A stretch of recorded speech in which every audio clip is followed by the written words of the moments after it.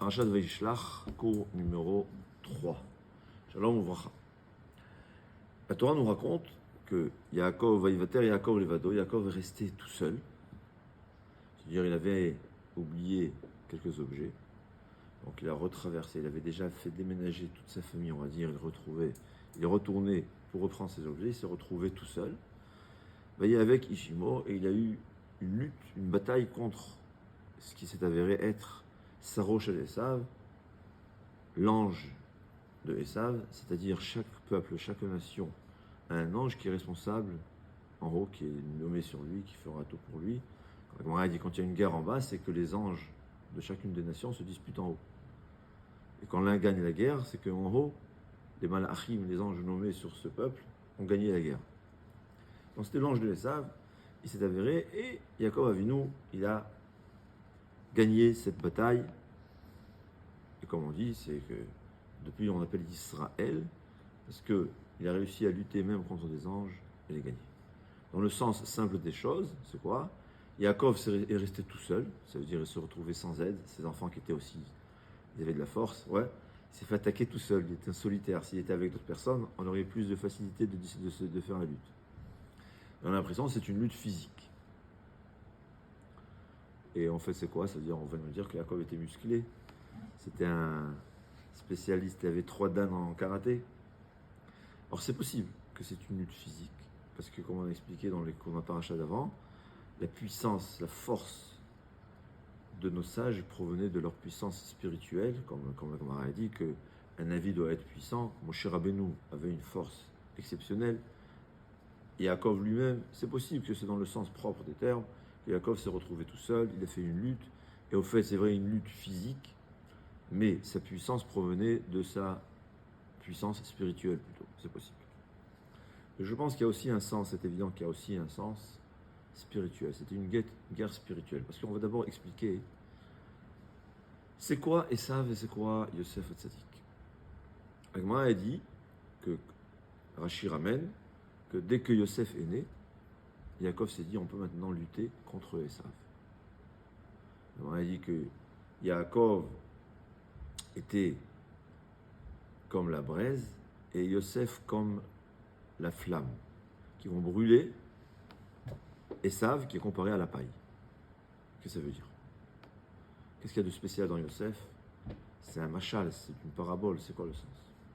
J'ai vendu le Rabbi Miller à Getzed,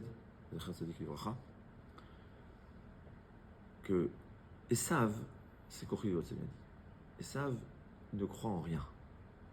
Il croit que Dieu a créé, c'est sûr, il est conscient que Dieu a créé le monde. Mais ce monde est dirigé par la force de l'homme.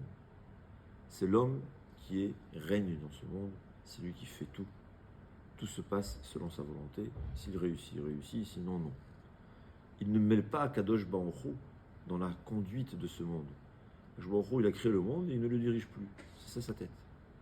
Il manque de croyance totale. Yaakov Avinu, c'est le croyant, évidemment. Un juif qui n'est pas croyant, ça n'existe pas.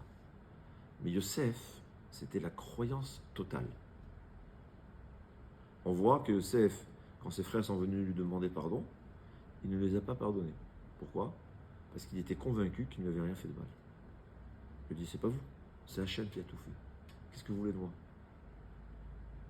En d'autres termes, demandez pardon à Hachem, pas à moi. Au point où le Rabbeinu Bechaye dit qu'il ne les a pas pardonnés parce qu'il était convaincu qu'il n'avait rien fait. Parce que pour lui, tout vient d'Hachem, et c'est la vérité. Tout vient d'Hachem. Comme David Ameller qui se sauvait de son fils Avshalom, quand Shimi Ben Gera, qui était Rosh Sanhedrin, le plus grand des Talmidei Chachamim, il le maudit, les soldats de David Ameller veulent le tuer, il leur a dit non. Hachem Amar Lo Kalem. C'est Akadosh Baruch Hu qui lui dit à chaque moment, maudis-moi. C'est moi, c'est de ma faute, c'est de ma punition, je le mérite, c'est Hachem qui l'a fait. Lui, c'est un intermédiaire. Nos sages nous disent, c'est comme un chien qui mord le bâton. Au fait, il n'est pas conscient que c'est l'homme qui le frappe. Il s'imagine que c'est le bâton qui le frappe. Nous aussi, c'est la même chose. Mais Yosef Hatzadik, c'était la émuna totale en Akadosh Baruch Hu. C'est écrit Vechol Asher Oseh Hashem Matzlach Biyado, que Yosef réussissait partout. Pourquoi Yosef? Shem Shemayim Shagur Befiv. Tout. Baruch Hashem, Bezat Hashem, c'est Hashem, c'est Hashem, c'est Hashem, c'est Hashem. était tout le temps conscient, c'est pas qu'il seulement il le disait. Il était conscient que tous venaient d'Hachem. Donc évidemment, il réussissait. Là où il était, on l'a mis 10 ans dans un trou, c'était ça la prison dans le temps. Il est rentré, 10 ans, il s'est retrouvé dans un trou. Il a tout réussi, tous dans Hachem. Il a mis dans Shigi, tout le temps joyeux, content. Ouais, c'est Hachem qui veut, quel problème. D'ailleurs, Yosef Hatzadik, il avait un niveau de croyance tellement élevé que le fait qu'il a demandé un service au Sar Haofim, il a mérité encore 2 ans de prison juste pour faire tchouva, le temps de faire tchouva. Il a pris conscience, redevenir au niveau. Et une fois, et véritablement, quand il arrivait devant le pharaon lui dit ah, t'es un génie. Il lui dit non. Bil Adai, Elohim Ya'aneh Shalom Paro. Il lui dit qu'il y a une erreur, c'est Dieu qui fait tout. Yosef, c'était la émouna totale. Il était conscient qu'au fait, l'homme, l'homme, c'est, si je peux dire, ses mains, c'est Akadosh Baruch Hu qui les dirige. C'est comme un ordinateur, il faut juste être connecté à Akadosh Baruch Hu. Nous, on est connecté à Akadosh Baruch Hu. Un tzaddik, il sait très bien que la réussite dépend d'Akadosh Baruch Hu. Plus on est connecté à Akadosh Baruch Hu, plus Akadosh Baruch Hu, il va jouer aux manettes, il va manipuler les manettes, et nos mains, au fait, vont fonctionner directement par l'intermédiaire d'Akadosh Baruch Hu. C'est ça Yosef Hatzadik.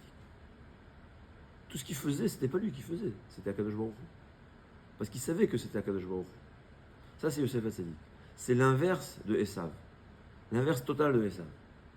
Esav, c'est Kochi vers Otsem Yadi. C'est ma puissance à moi. C'est moi. Esav, il a besoin d'avoir une assurance sur chaque chose qui se passe. Un juif, il fait des assurances, mais il sait que, parce que le Rav lui a dit que ça fait partie de ce que Hachem nous demande. Il ne va pas se faire à chaque chose une assurance. Je parle en général, évidemment. En privé, dans les détails, il faut demander à un Rav. Il y a Rav Moshe Feinstein qui lui demande quelle assurance prendre ou pas.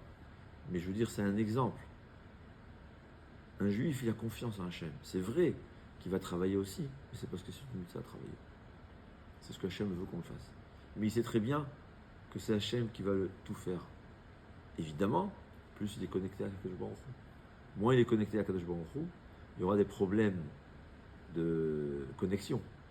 Et donc Kadosh Baruch Hu, il ne pourra pas vraiment bien manipuler les manettes. C'est ça, Yosef Hatzadik. C'est première étape pour comprendre la guerre entre Yaakov et Sarosh et Esav dans le prochain cours. D'accord.